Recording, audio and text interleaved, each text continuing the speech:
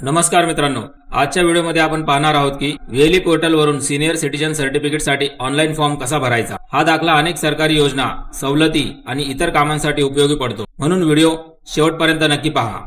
Senior citizen certificate साठी अर्जदाराचे वय 60 वर्षे किंवा त्यापेक्षा जास्त असणे आवश्यक आहे। ऑनलाईन अर्ज करण्यासाठी सर्वात आधी तुम्हाला काही डॉक्युमेंट्सच्या पीडीएफ बनवून तुमच्या सिस्टम मध्ये ठेवायचे आहेत। जसं की तुम्ही इथे समोर डेस्कटॉप वरती पाहू शकता, मी डॉक्युमेंट्सच्या पीडीएफ बनवून ठेवलेल्या आहेत। इकडे बघू शकता मी काय काय डॉक्युमेंट्स घेतलेले आहेत। इथे पहा, पॅन कार्ड आहे, राशन कार्ड आहे, सेल्फ डिक्लेरेशन आहे, आधार कार्ड आहे, फॉर्म घेतलेला आहे, एलसी घेतलेली आहे म्हणजे शाळा सोडल्याचा दाखला, आणि लाईट बिल घेतलेला आहे, आणि एक पासपोर्ट साईजचा फोटो घेतलेला आहे। आता इकडे तुम्हाला जो फॉर्म आणि सेल्फ डिक्लेरेशन लागणार आहे ते जर तुम्हाला हवा असेल तर डिस्क्रिप्शन मध्ये तुम्हाला एक व्हॉट्सअप ग्रुपची लिंक मिळेल। तो व्हॉट्सअप ग्रुप तुम्ही जॉईन करू शकता। तिकडे तुम्हाला ऑनलाईनच्या कामासाठी लागणारे सर्व प्रकारचे फॉर्म जे महाई सेवा केंद्र किंवा आपले सरकार केंद्र किंवा सीएससी व्हीएलई यांना लागतात ते सर्व फॉर्म तिकडे उपलब्ध आहेत। तुम्ही ते डाउनलोड करून घेऊ शकता आणि फॉर्म भरून ही पुढची प्रोसेस करू शकता। तर चला आता व्हिडिओला सुरुवात करूया। सर्वात आधी तुम्हाला तुमचं व्हीएलई लॉग इन करून घ्यायचं आहे। इकडे यायचं आहे, व्हीएलई लॉग इन वरती क्लिक करायचं आहे। व्हीएलई पोर्टल लॉग इन झाल्याच्या नंतर इकडे सर्च सर्व्हिस मध्ये तुम्हाला टाईप करायचं आहे SENI आणि थोडा वेळ वाट पाहायची। बघा इथे आलं सिनियर सिटीजन सर्टिफिकेट, यावरती तुम्हाला क्लिक करायचं आहे। इथे क्लिक केल्यानंतर पुढे सुरू करा यावरती क्लिक करायचं आहे। नंतर इथे आपल्याला माहिती भरायला सुरुवात करायची आहे। संबोधन मध्ये क्लिक करा। इकडे जर तुम्ही पुरुषाचा फॉर्म भरत असाल तर स्त्री निवडून घ्या, स्त्रीचा फॉर्म भरत असाल तर श्रीमती निवडायचं आहे। तर मी पुरुषाचा फॉर्म भरतोय, स्त्री निवडलेले। इथे तुम्हाला इंग्लिश मध्ये पूर्ण नाव टाकून घ्यायचं आहे। त्यानंतर खालती इथे पुन्हा संबोधन मध्ये क्लिक करून पुन्हा स्त्री निवडून घ्यायचं आहे आणि इथे वडिलांचं जे नाव आहे ते कॉपी करून ते खाली पेस्ट करून घ्यायचं आहे। नंतर इथे मराठीत नाव टाकण्याकरता गुगल इनपुट टूलचा वापर करायचा आहे। जसं की मी इथे म वरती क्लिक केला, पुन्हा मराठीच्या म वरती क्लिक केला आणि इथे आता नाव तुम्हाला पुन्हा इंग्रजीमध्ये पुन्हा टाईप करायचं आहे आणि खालतून जे तुम्हाला नावं दिसतील त्यातून परफेक्ट वाला नाव सिलेक्ट करून घ्यायचं आहे। अशा प्रकारे तुम्हाला नाव सिलेक्ट करून घ्यायचं आहे। पुन्हा वडिलांचं नाव कॉपी करून ते खालच्या बॉक्समध्ये पेस्ट करून घ्यायचंय। त्यानंतर गुगल इनपुट टूल वरती पुन्हा क्लिक करून टर्न ऑफ करून द्यायचंय। नंतर इथे जन्मदिनांक टाकून घ्यायचा आहे अर्जदाराचा। टॅप केल्यानंतर वय आपोआप येणार आहे। त्यानंतर त्यांचा व्यवसाय निवडायचा आहे। व्यवसायामध्ये रिटायर ऑप्शन नसतं म्हणून तुम्हाला इथे इतर निवडून घ्यायचं आहे। त्यानंतर इथे मोबाईल नंबर टाकून घ्यायचा आहे। ईमेल आयडी कंपल्सरी नसतो, टाकायची गरज नाहीये। रेसिडेंट डिटेल्स मध्ये इथे पत्ता टाकून घ्यायचा आहे पहिल्या आणि ह्या दुसऱ्या कॉलम मध्ये जिथे स्टार मार्क दिलेले आहेत दोन कॉलम मध्ये पत्ता आला पाहिजे, तर पूर्ण पत्ता टाकून घ्यायचा आहे। नंतर जिल्हा निवडायचा आहे, तालुका निवडायचा आहे, गाव निवडायचं आहे, पिनकोड टाकून घ्यायचा आहे। त्यानंतर इथे मेडिकल डिटेल्स ऑफ बेनिफिशरी मध्ये रक्तगटचा जो ऑप्शन आहे ते निवडावरती क्लिक करून जो काही अर्जदाराचा रक्तगट आहे तो तुम्हाला निवडून घ्यायचा आहे।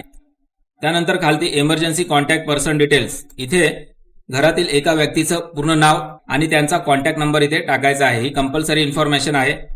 यामध्ये तुम्ही घरातील मुलाचे किंवा मुलीचे किंवा आता मी जसं पुरुषाचा फॉर्म भरतो आहे तर त्यांच्या पत्नीचं नाव इथे ऍड करू शकता। आता इथे पुन्हा मराठीमध्ये करण्यासाठी पुन्हा मराठीचा ऑन केला आणि मराठीमध्ये नाव इथे टाकून घ्यायचं आहे। त्यानंतर भ्रमणध्वनी क्रमांकामध्ये मोबाईल नंबर, सर्व माहिती भरून झाल्यानंतर खालती इकडे सेव्ह बटन वरती क्लिक करायचं आहे। त्यानंतर ओके वरती क्लिक करायचंय, पुन्हा सेव्ह वरती क्लिक करा। त्यानंतर तुम्हाला डॉक्युमेंट्स अपलोड करायचे आहेत। Click here to upload documents वरती क्लिक करायचंय। इथे एक एक डॉक्युमेंट निवडून तुम्हाला अपलोड करायचे आहे। सर्वात आधी मी इथे अर्ज सिलेक्ट केला, इकडे फॉर्म अपलोड करून घेतो। ते लिहायचं आहे फॉर्म आपला अपलोड झालेला आहे। त्यानंतर आधार कार्ड, इथे आधार कार्ड लिहायचंय। त्यानंतर शाळा सोडल्याचा दाखला, खाली इन्फॉर्मेशन दिलेली आहे इकडे पाहू शकता तुम्ही, त्याप्रमाणे तुम्हाला वरती सुद्धा लिहून घ्यायचं आहे आणि ऍड डॉक्युमेंट वरती क्लिक करायचंय। त्यानंतर पुन्हा इथे क्लिक करायचंय, पॅन कार्ड अपलोड करून घेतो मी, इथे पॅन कार्ड नाव द्यायचंय।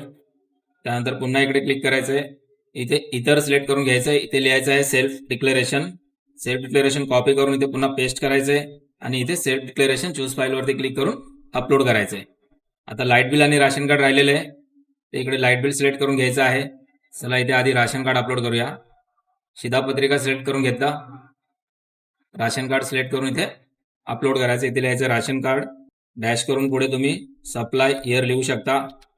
जर महाराष्ट्रातीलच जन्म असेल तर लिहायची गरज नाही, महाराष्ट्राच्या बाहेरचा असेल तर इथे सप्लाय इयर लिहायचं आहे। ऍड डॉक्युमेंट वरती क्लिक करायचं आहे।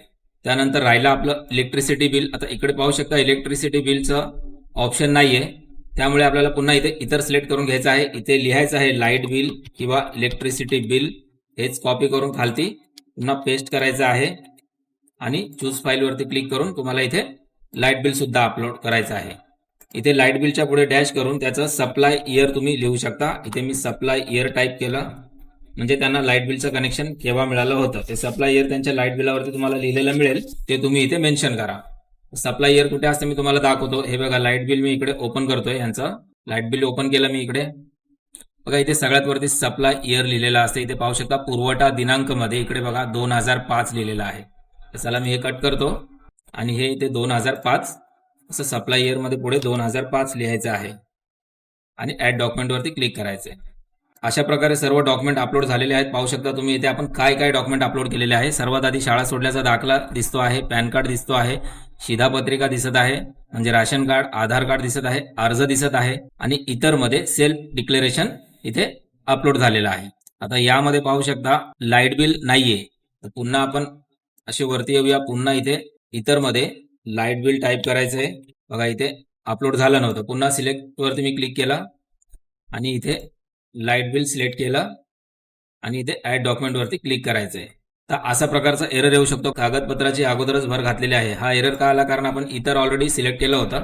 तर इकडे दुसरं काही ऑप्शन आपण सिलेक्ट करून इथे लाईट बिल अपलोड करूया. तर चला आपण इकडे सिलेक्ट करूया. तर चला मी इकडे मतदार ओळखपत्र सिलेक्ट करून घेतो आणि इथे लाईट बिल सप्लाय इयर 2005 असंच राहू दे आणि इथे लाईट बिल अपलोड करू शकता. आता मी ऍड डॉक्युमेंट वरती क्लिक केलं. बघा डॉक्युमेंट ऍडेड सक्सेसफुली आता लिहून आला. आता पुन्हा आता खाली यायचं आहे. बघा आता सर्व डॉक्युमेंट अपलोड झालेले आहेत. आता इकडे कंटिन्यू वरती क्लिक करायचंय. आता इथे छायाचित्र अपलोड करा यावरती क्लिक करून ते चूज फाईल वरती क्लिक करून इथे जो फोटो आहे आपल्याकडे तो अपलोड करून घ्यायचा आहे. इकडे अपलोड करावरती क्लिक केल्यानंतर फेस डिटेक्टेड असं लिहून येईल, ओके करा. त्यानंतर पुढे सुरू यावरती क्लिक करून वेली अकाउंटचं ऑप्शन येईल, पे नाव वरती क्लिक करायचे आणि इथे प्रदान निश्चिती यावरती क्लिक करून ही जी पावती आली या पावतीची तुम्हाला प्रिंट करायची आहे. इथे लिहिलेलं आहे प्रमाणपत्र मिळण्याचा कालावधी 7 दिवस. इथे प्रत वरती क्लिक करून या पावतीला तुम्ही तुमच्या सिस्टम मध्ये सेव्ह ॲज अ PDF करून ठेवू शकता किंवा डायरेक्टली प्रिंट काढून तुम्ही तुमच्या ग्राहकाला देऊ शकता. इथे मी आता हे सेव्ह ॲज अ PDF करून ठेवतोय. इथे तुम्ही याला नाव देऊ शकता रिसिप्ट म्हणून, किंवा तुम्ही त्या ग्राहकाचं नाव इथे टाईप करा आणि सेव्ह करून ठेवा. मी इथे सेव्ह केलं. रिसिप्ट नावाने डॉक्युमेंट्स बघा इकडे सेव्ह झालेलं आहे. हे इथे तुम्ही पाहू शकता रिसिप्ट नावाने डॉक्युमेंट सेव्ह झाले. आता इथे पुन्हा पुढे सुरू ठेवा यावरती क्लिक करायचंय. यावरती क्लिक केल्यानंतर अशा प्रकारची पावती येते. आता तुमचा फॉर्म हा पूर्णपणे भरून झालेला आहे ज्येष्ठ नागरिक प्रमाणपत्राचा. अशा प्रकारे आपण VLE पोर्टलवरून सिनियर सिटीजन सर्टिफिकेटसाठी ऑनलाईन फॉर्म भरू शकतो.